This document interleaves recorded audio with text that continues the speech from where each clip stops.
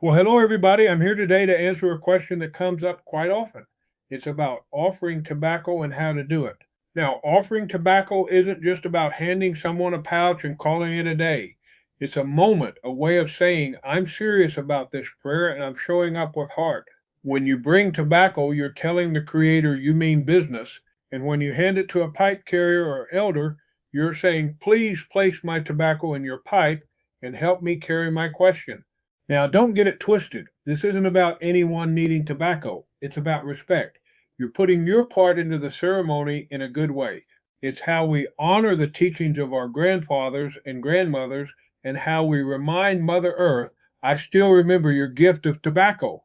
If you're heading to a sweat lodge or any ceremony, bring tobacco for the leader and the fire keeper. They're using tobacco in that ceremony, and without your gift, they'd be using their own for your prayers.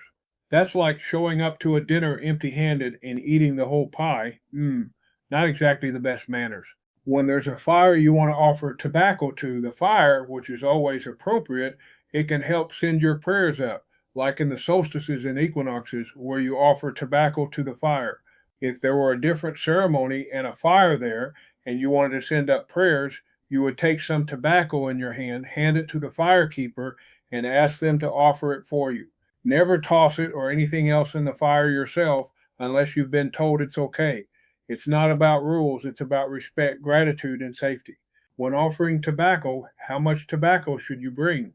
Enough to fill a bowl twice, plus a little extra for the fire.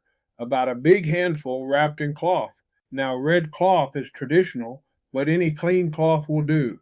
And please, no prayer ties, little old bitty stuff with crumbs of tobacco. That's like bringing a thimble bowl of coffee to a barn raising. Now, what happens if you show up and all of a sudden you feel the overwhelming need to offer tobacco and you don't have a cloth to wrap it in?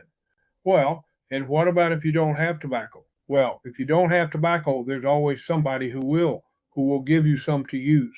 But you take a handful of tobacco because you don't have the cloth, but you do have the tobacco, and at the appropriate time, you go to the elder or the head helper and offer the tobacco like that.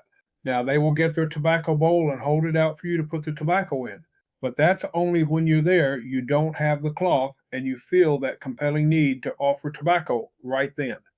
You can do that. When you're ready to offer tobacco, you approach whoever is leading the ceremony or their head helper and tell them you have tobacco to offer.